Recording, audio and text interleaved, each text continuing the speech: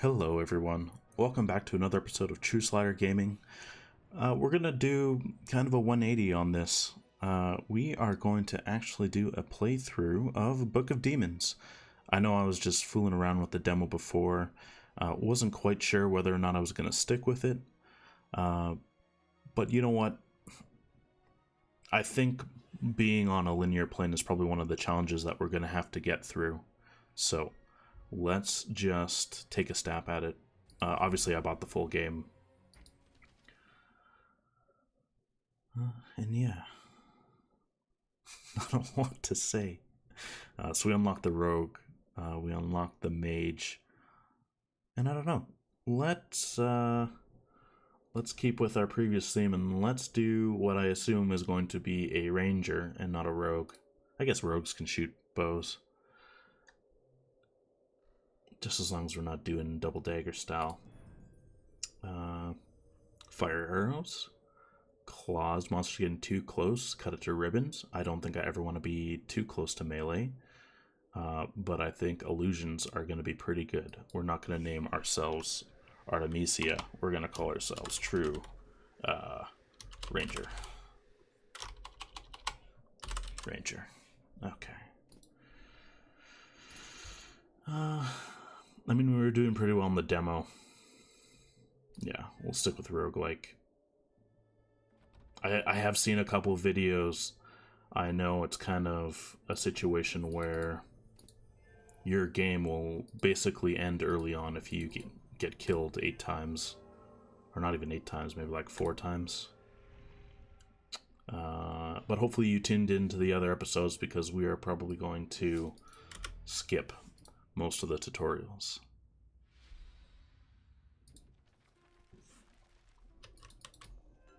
Nope. Unlike a warrior's attack, arrows you shoot get blocked by obstacles and monsters. You can shoot outside your interaction radius with the shift key. Right-click shoots special arrows in the same manner. Bow cannot be used when monsters get too close. In such cases, melee attack or take a step back to shoot. Okay, so we are going to stay out of melee whenever possible. Are you already telling me I made a bad choice? Okay, so we have full screen range. We are going to ranger the shit out of this game. And then I guess we're probably going to get swarmed and die. I'm not saying it's going to happen, but if I know video games, they don't want you to win all the time. What you got? Quiver of something. Gives advantages to normal and equipped arrows. All arrows travel faster. You get 5 more arrows. Chance for arrows to explode. I mean, did we even have to choose?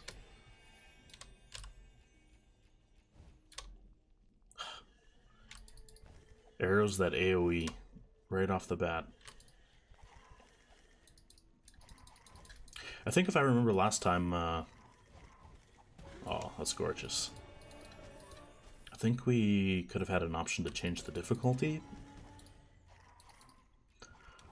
I remember just at the end of the stage it would show standard difficulty. But maybe before we get cocky, we'll just do a first playthrough.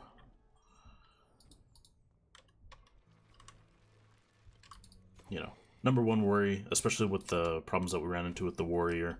The warrior had HP for days. So if we're running into those secluded rooms, what kind of spell is this? Throws an ice spear that throws nearby enemies away. Tosses an ice spear towards target in the arrow range, dealing 4 damage or shattering a shield. Shatters burning hearts with a single hit, freezes target on impact if possible, slows otherwise.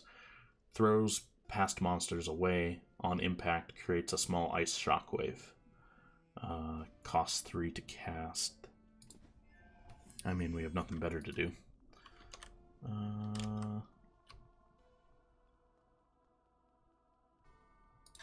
Okay, I'm glad we didn't backtrack all the way for this. So yeah, I don't know. Same ranger tactics. Safety is the name of the game. staying out of melee when you have 7 HP is probably the best.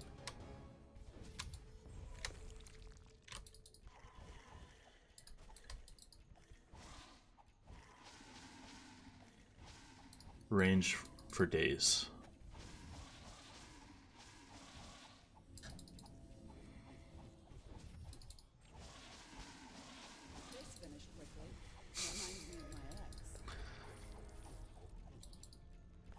See, this isn't too bad. As long as we have space to work with, I don't imagine that we're ever going to have any trouble with this game.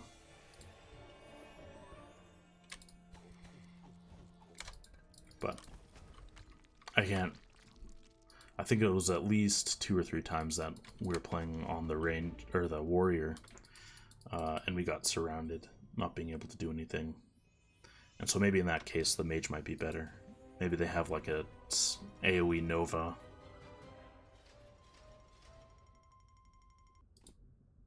Okay. Level up points. Is there anything to do in town? Probably not. We don't have the money to do anything. Oh, and just so you guys are aware, you might have been able to see it when we moused over, if we moused over the warrior. But I played the demo out to the full before committing to buy this game. And they stop you basically right before the cook. So we're going Flexoscope. We can get big dungeons.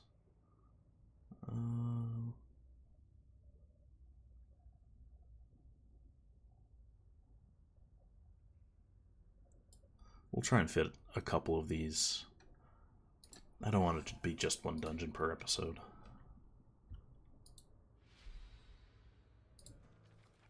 Maybe if we get to like the 30-minute dungeons, we can think about it. Health potion, sweet, I'll take that. Oops.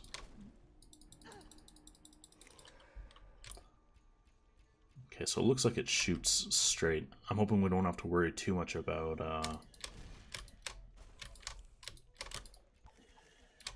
arrows passing by targets, like whiffing.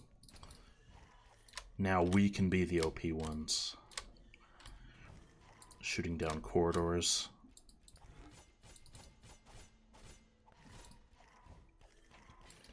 Definitely feels like shields are probably going to be our weak point. It almost looks like the attack speed slows down when we do this against shields.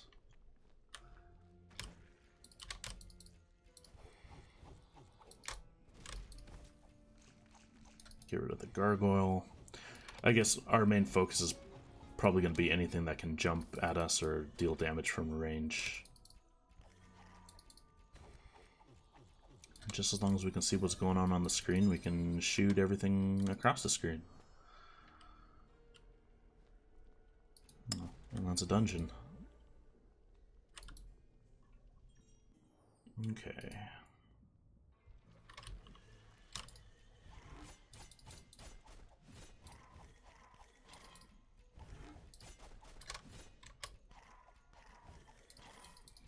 Okay, so it looks like melee is not too bad. It's kind of nice being able to see the circle from which I can be attacked anyways. Okay, so we have a boss down here. Oh,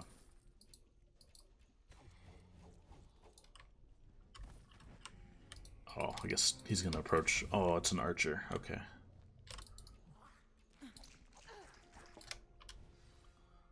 So we'll try and... Oh my god.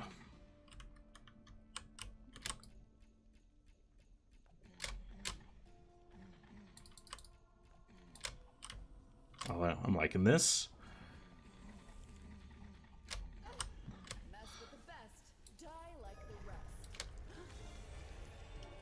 Oh, level up. So, this, I guess, is kind of the solution to being stuck on a plane. Being a ranger and just being able to shoot everything off screen is super handy. I don't know if I'm a big fan of the playstyle, but yeah. I'm confident I will do enough to remind myself that I need to... Man, just getting attacked. Okay, we're gonna go get the totem.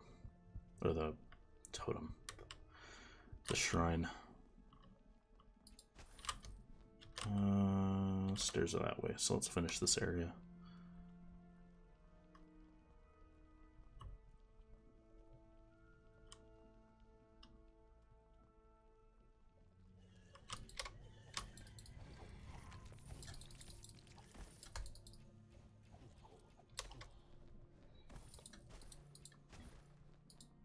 But I think if we're going to do a run that minimizes deaths, that this is going to have to be the way to go.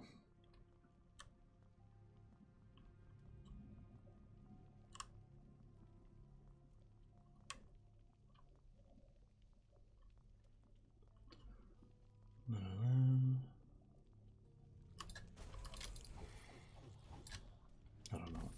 Yeah. So I guess the reason why I didn't continue with the warrior, I don't know, it's kind of this whole... Okay, that's not bad. Invisibility potion, can't be attacked. I wonder if you can walk through stuff as well. I know getting surrounded sucks. I am really not a big fan of these on a single plane kind of issues. Like, if there was an archer right here, then we would just be shooting at each other, seeing who kills each other first. Which, I mean, is alright. It's not... It's kind of one of my beefs. Like, if there was at least some, like, movability, you know, the ability to, like, shuffle even a little bit, it wouldn't stop you from being just destroyed by regular projectile mobs. But I don't know. I think listening to your community... I don't know. Like, this has to be an intentional mechanic. Because otherwise, I'm sure if enough people complained about it, it would either change or... Oops. Remain a regular feature. It's kind of... It's a constraint for the sake of having constraints in the game.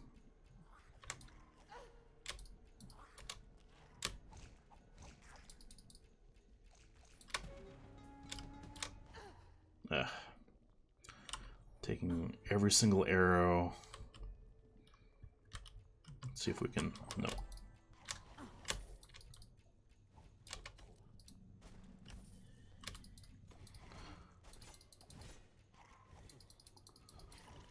Like, I don't know. Those projectiles are so annoying.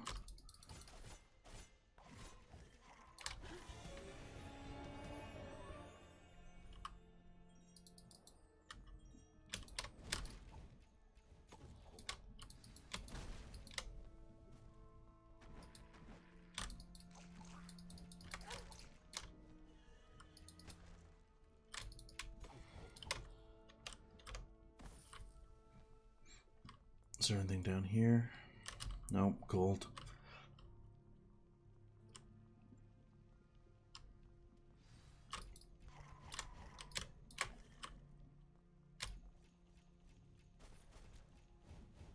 I'm almost wondering if you can, like, shoot a wall to shoot stuff behind it. Can't be completely cheesy, right?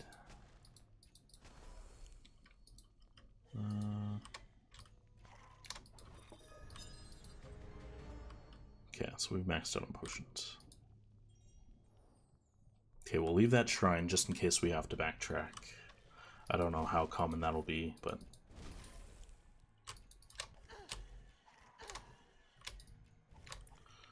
I imagine we'll be doing it quite a few times if I can't dodge these projectiles.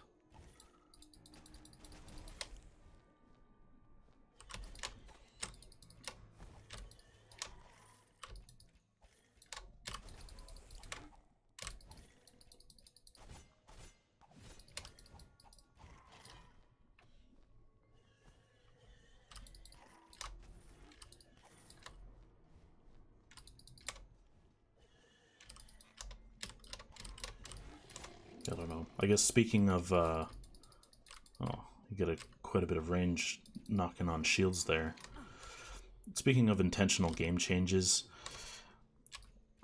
I think it's important that developers have like a a right amount of control over their game, because there's a lot of maybe artistic direction that you're trying to preserve, or at least like gameplay style that differentiates yourself from other games.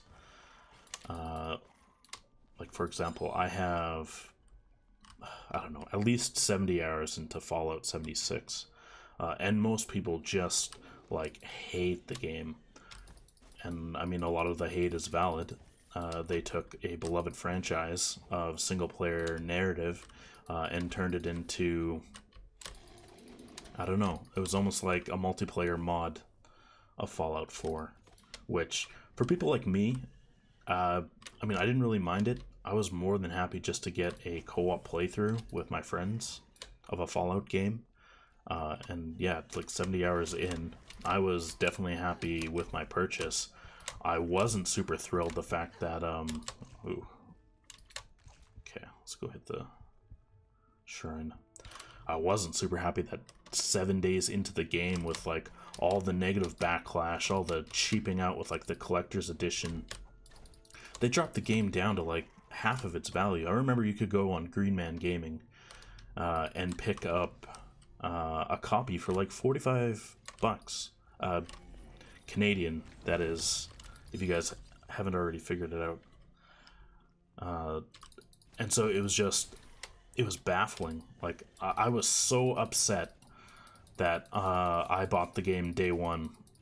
You know, not even in concern of, oh, am I going to get the most value for my money on this? Or even like a situation where it's like, oh, well, should I be worried about server stability? Because I had pre-ordered, so I got to play in the beta. Like, there weren't even that many like stability issues to like even think of at that point. And so like people talking about how unstable the game was, how the servers were shit. The game now is just an absolute unstable mess. But early on, like, none of those problems existed on PC. So I don't know. I'm a little bit torn. I've played every Fallout game. I've done multiple playthroughs of Fallout games. Maybe one of my games, if I have a bit of backlog, or if I'm in the mood that I want to play a game where I can just sit back and have some fun and play some games while talking with you guys, is definitely going to be Fallout 2. And the first thing I'm going to do in Fallout 2, if we do a playthrough, is we're going to do a 2 intelligence playthrough. Monsters entering rogue's melee range are hit for 2 damage. Automatically hitting monsters that enter melee range is probably going to be super helpful early on. Okay, we're going to go get second card pretty soon. I guess when we end this dungeon run.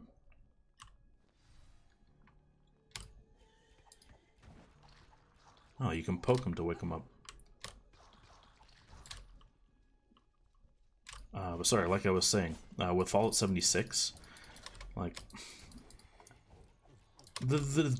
I mean, they knew exactly what they're doing. They did the most statistically thought-through process for managing bad PR. But then, like, they just flopped on, like, every chance possible. Protects you from all damage. Wow, I almost want this over my arrows. And a ring. Wow, we're just killing it on items. One of the rings will give the enemies a chill. Slow effects on the character are shorter. Chance to spawn icicle after killing a monster. 3% per monster heart. And like, yeah, 70 hours should say more than enough that I got through a very nice environment. Like, the kudos to the people who designed the actual game. You know, like, the environments are fantastic. It truly does give the feel of like a post-apocalyptic area. Ooh, we got ourselves a silver prize. 2 silver prizes. Sarcophagus. I guess I'm misclicking something. But yeah, I loved going through the caves. I loved going through the mines, the towers. There was enough humor built into the game that I still had like a really fun time with it. But I missed like the interaction with like NPCs, being able to like influence towns was probably the best part. I hate House Builder. Like it just serves no purpose. You know, I've played far enough that I have a power armor rack. I have a nuclear power generator. And it's just kind of like cool. But it didn't really change the fact that my oh, we got a new portrait hedgehog. It didn't really change the fact that your hideout was just kind of like a spot that you go to. It was kind of just like a free warp point. You know, if I didn't want to go back to that spot, I could probably find a million spots around the map to break stuff down, towns and like train stations where I could use my stash. So like I didn't get a really good sense of why it was put into the game if you weren't able to build a town, protect a town. You know, it really kind of felt flat. Um, just being able to build a house didn't feel like very much of an accomplishment to me. Avatar to be researched was picked automatically. If you want to change it, you can change it if you want. Like, does it give a bonus? Origin. It doesn't matter. Flavor. Let's go back to town. I realize we have 5 levels to choose from.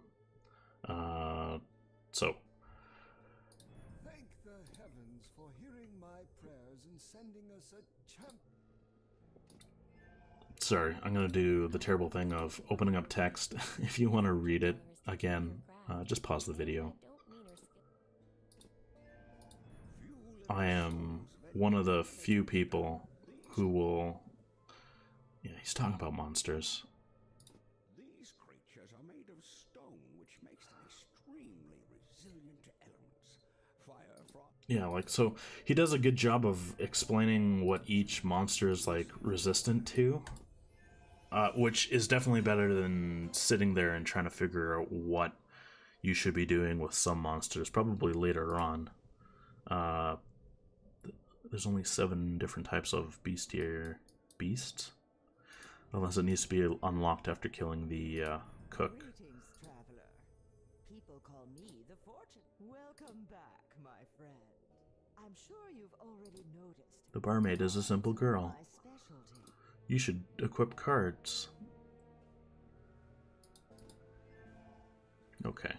Missed me already? We haven't died yet. So we'll... Silver prize contains 3 bronze prizes. Maybe we'll hold on. I know we're kind of playing it risky. 2, 3. Okay. I think we wanted the auto attack when things get too close. I don't have enough mana to use this though, so I think we're just gonna have to shelve it for now and play safe. All damage protection for 10 seconds. Ooh, that's expensive. I'd rather take an invisibility. Hero becomes invisible and cannot be attacked. Oh, collision with a monster ends the effect. So you can kind of stand still and hope they walk away, maybe? Or maybe it'll give you a breather to try and figure stuff out. Oh, I can see your future is very... Okay. Begin the game. How much time do we have? Let's do a quick run.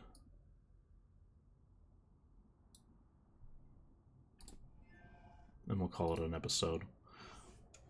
I'll try and get a few episodes in.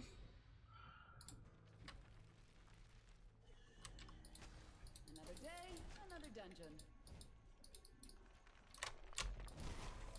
can collapse pillars. That's very ranger friendly.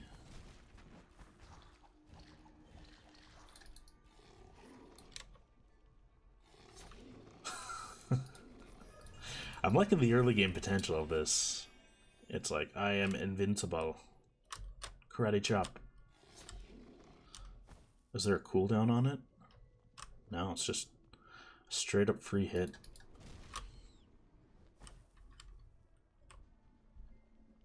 But yeah, I think, oh my god.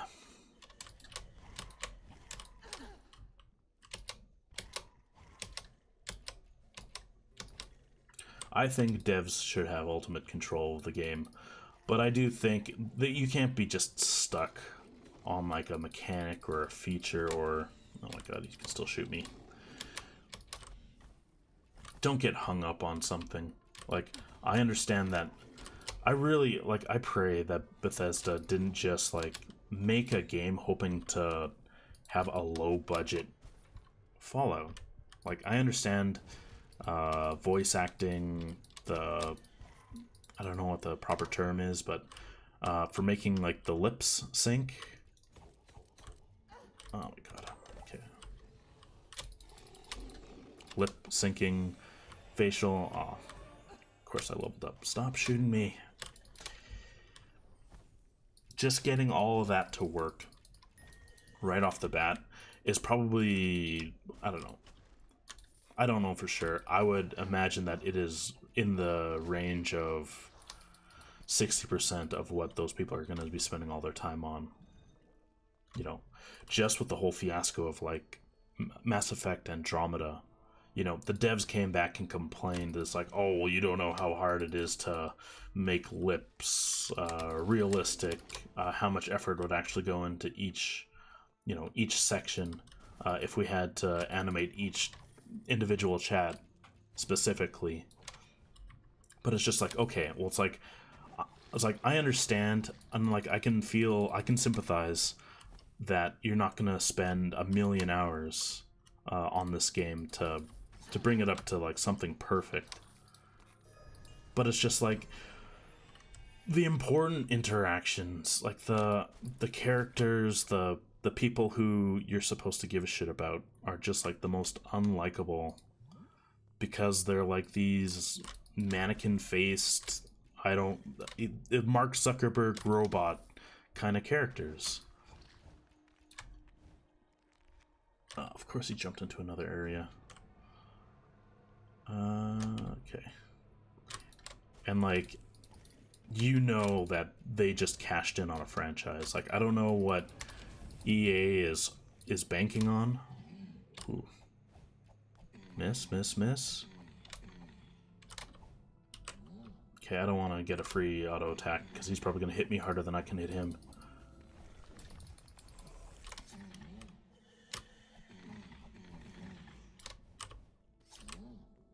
Miss.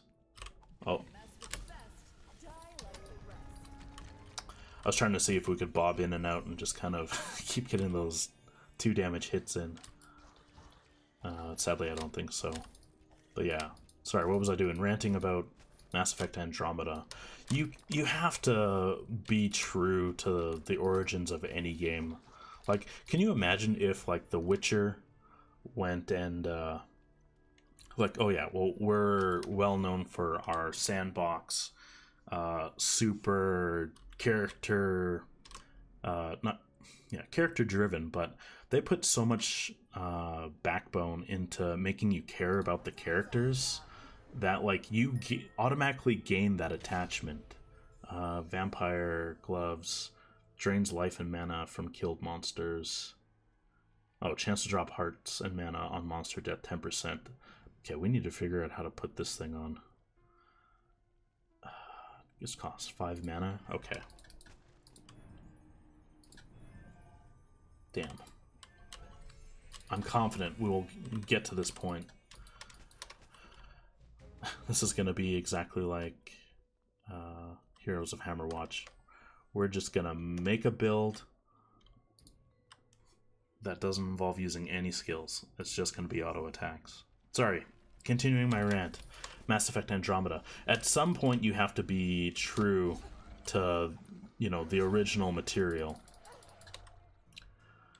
You know, The Witcher. If The Witcher went from a sandbox with incredibly character-driven narratives, you know, you make yourself out to be a big hero, but like the things you actually do are heroic. You don't just land on a sandy planet and assume that because, oh, well, you shot the monsters because nobody else was around, you are the true hero.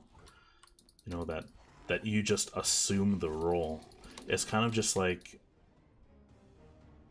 I mean, we didn't even get close to that guy and he activated. Maybe I hit him with like a stray arrow. Okay, well, we're gonna hang out here and hope we're killing something down there. Are you dead? Are you dead yet? Oh, I see a gargoyle. But he's not waking up.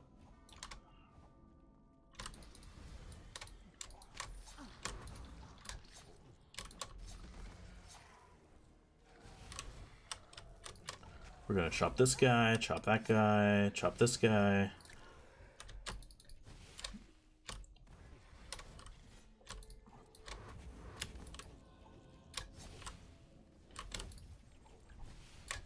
No.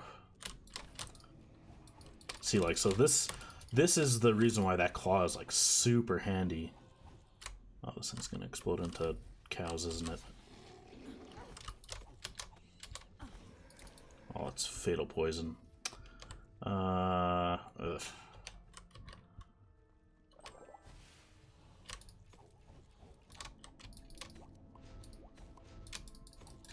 No spells for you.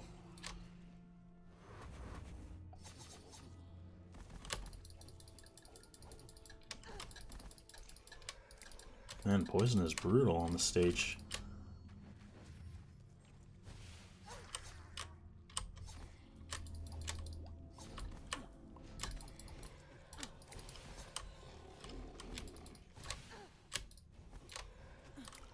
I would be lying if I said I wasn't having a rough time.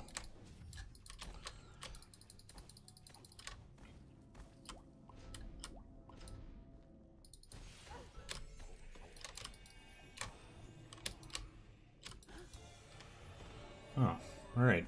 I guess we don't have to click that shrine after all. But yeah, just like, stay true to your background. Like, one of the things that I hated, and maybe this is just me being me, is, for example, Dragon Age Inquisition.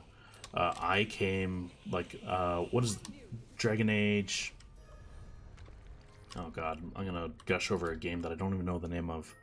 Origins. Origins was, you know, as buggy as it was probably one of my favorite games to play in the kind of top-down strategy kind of RPGs. Sends down a literal rain of arrows. Number of arrows, 50. 10% of arrows are guided. Duration for 5 seconds. Cooldown time, 15 seconds. Okay, that's kind of cool. I see that mana is going to be a big struggle. But, I don't know. We'll make do. Like, I realize that maybe my type of games that I like is a very niche market. That if you're not appealing to the open, like, sandbox kind of era of games that we live in, that, you know, you're never going to have a super blockbuster. Oh. Okay, I'm gonna activate these cows so I can touch them and walk away from most.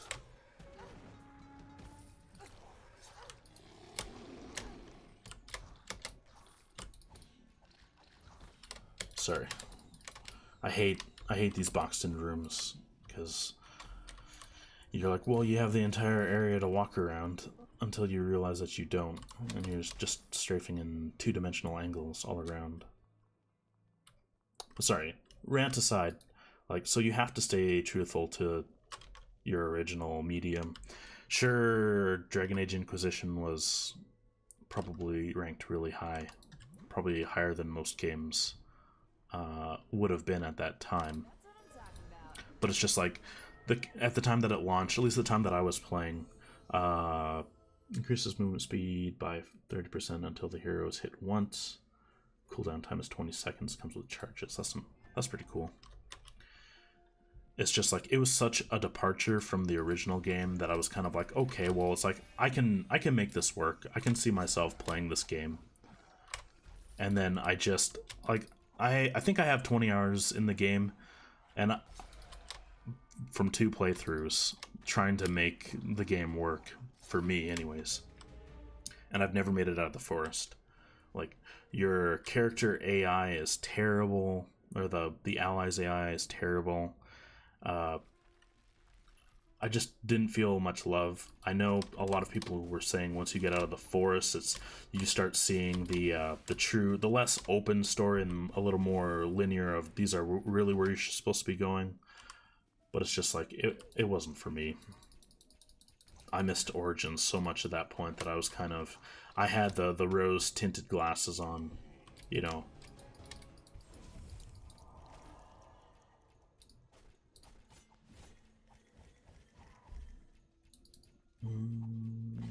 Okay. Maybe we can kill him from here. Oh, he's walking this way.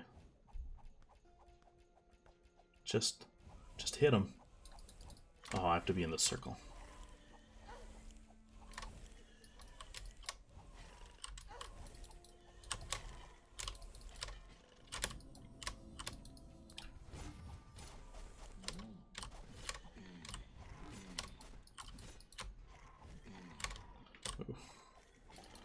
Just play it safe here. Last phase. Frozen Heart. Oh, this is gonna take forever.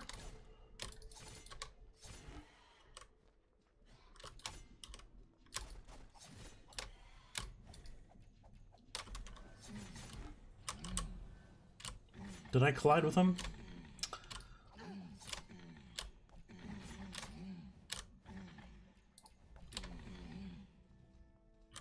Oops.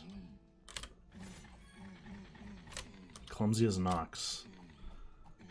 Hey, I'll have you know, oxen are some of the most majestic moving creatures ever.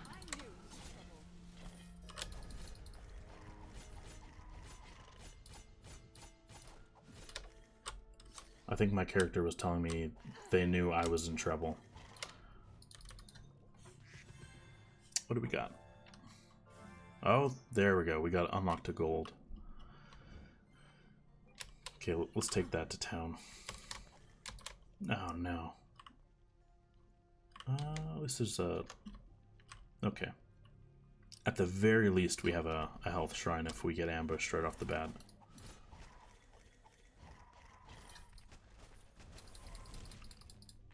Make sure we don't get hit by any skeletons.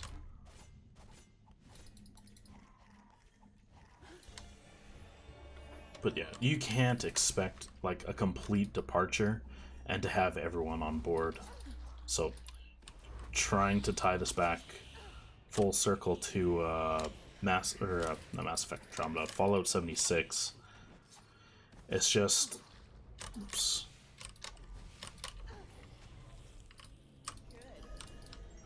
Oh, I thought I was gonna get more mana.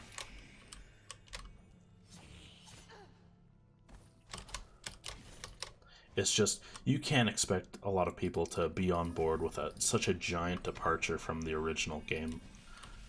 You know, people always talk about, like, oh, it's like, well, if we think back, it's Fallout 70, it's like Fallout was such a better game when it was Fallout 4, when it was Fallout 3. And you're like, well, yes and no. If you really want to be nitpicky, the real storytelling comes from the Obsidian games, the Black Isle Studio version of Fallout. Like, I would take the storyline of Fallout 1, 2, Tactics was kind of lame, but New Vegas, like, I would take the storyline of those games over a Bethesda storyline game, you know, any day of the week. You know, one of the things that I would love to do, you know, I'm doing a lot of newer games right now. I don't want to bore people to death over games that have been out since 1990. I want to do like a 2 intelligence playthrough of Fallout 2, just so that you can appreciate the amount of love that went into telling a story. Come to mama. Okay. Okay, so we can leave the room if it gets too... Oh. Yeah, we are not taking 9 poison worth of damage.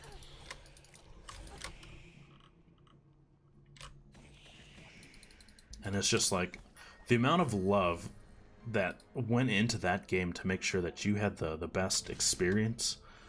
So, I mean, like, think about it logically. It's like you have to have the dumbest conversations if you are 2 intelligence. You know, it's like you're getting to the point where you would anticipate a low intelligence conversation to be like, my potatoes taste green, you know? And it's just, you get to a point where you get to see like the idiot savant kind of moments in that game that just, you know, you're just like, wow, it's like this was an absolute labor of love for these developers. You know, when 2 idiots talk together, they talk like people with 180 IQ. Or the way that people are like, oh god, you're the person who's supposed to save the vault. Our entire future is doomed. You know, those type of things that you get from the game are just, that's kind of what I gush over. Those are the types of narratives that you get that make you really appreciate the game. A couple of pots and stuff. We got a bird with an eyeball. Caca. Book of Demons. Fantastic. But yeah, like New Vegas had the storyline, but really at the cost of having to put up with that, the engine that they use, the engine that they've never changed. And sure, you can add assets. Sure, you can build up things that make things different. Yeah, very, very specific. Not making things different, but, you know, you're polishing. It's not that you're putting lipstick on a pig. It's you're trying to sell a merry-go-round for the 4th time over. You know, first it was ponies, then it was spaceships. You know, it's like, what are you really doing to improve the experience of your game that Bethesda seems to really miss out? I mean, you have to remember, Bethesda has spent, what, 5-6 years just sitting on the curtails of being able to port Skyrim to a million different consoles. And sure, it was a fantastic game, but the reason why I liked Fallout 76 much the same way that I liked Skyrim, and it's just like, oh, well, you can go through everything and you can have an incredible time exploring the storyline. Like, I didn't even go to the first town in like the first town that you go to down the hill in Skyrim. I went down the cliff, and instead of going north or, you know, straight on, I took the first right turn that I could, and I never came back. And it wasn't probably until like 30 hours into the game that I was like, oh, why are all these memes coming out that it's like, what's Fosroda? It's like, what am I missing out on? It's like, I didn't even know that you could have Dragon Shout dragon abilities in the game. And so it was just like, I went back and then I was like, oh, okay, this is pretty cool. You get into a lot of really neat areas. But by the time that I was supposed to be killing dragons, I was already killing dragons. You know, fair warning that I probably spent most of the time just save scumming, doing save states and, well, not save states, but quick saves. Just trying to kill the targets with whatever I had on hand. And yeah, it's really weird. I don't think Bethesda has just the same heart into making a quality game as they used to. I think they've lost a lot of focus with their alternative money-generating activities. You know, which maybe is the fault of a lot of games that are coming out. You know, a lot of these people, it's, yes, you can go work for a AAA publisher, but just the amount of constraint that is probably put on the game is the reason why games like Rockstar, or developers like Rockstar and even CD Projekt Red, they're just, they're committed to giving you a quality product, and maybe like a little bit of the loot box cash system comes in after the fact. But you can definitely look at things like Red Dead Redemption 2 and see that so much love was put into the single player. And really, Red Dead Online and even like Grand Theft Auto Online are a completely different face. They're almost treated like you're buying two separate games for the price of one. So it's really hard to gripe about that when the base game is so good. And realistically, I don't think I'll ever be able to get something like that out of an EA game ever again. Or realistically, BioWare. I bought, Star Wars Battlefront 2 for probably, I think it was on Amazon, I think for like $15. So I picked it up, and we get back into like these same things. It's like the environments are just so lush, and like the lighting and everything is perfect. You really feel like you're in these incredible environments. And then they just like blow it with these crippling game mechanics.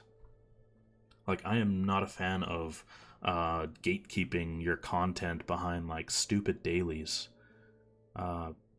Things like The Division never had that problem. A problem with The Division was everyone was just rushing too quickly. PvP was broken because of hackers. And if you weren't falling into like a specific niche build or class, then you were just always a step behind. And I mean, I bought the first season pass for The Division, and I've loved every expansion. I know it's not a very highly enjoyed game by most people, but for me, someone who enjoys, I don't know, the kind of Borderlands with SWAT style tactics, like that was probably, one of my favorite co-op experiences. I know right now on the Steam sale it's probably like $10. If you haven't played it, it's probably a good idea to pick it up with a friend and just at least go through all the content. You probably won't be able to get into like they got into PUBG right around when PUBG was getting popular. You start in different areas, you scavenge for upgrades, and your whole goal, is to kill people or survive. Extract your loot, and like you're contending over specific extraction points, so you can almost anticipate being attacked by another player. But yeah, Ubisoft is one of the weird people where I lost a lot of faith in the Assassin's Creed series, just because it always feels like it's getting pumped out instead of being kind of a work of love, kind of what The Division is. I'm holding off until I can see a better option of what The Division 2 is going to be like.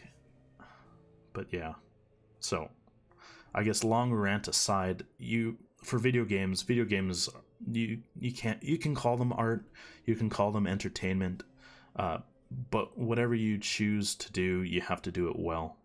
If you're gonna make a sandbox, arena, PUBG style game, then that's cool. Like, stick to it if that's what you're sticking to, but don't meddle in different things. Don't salt a base. Like, if PUBG was like, oh, okay, well, that's really good, but you know what would be even better?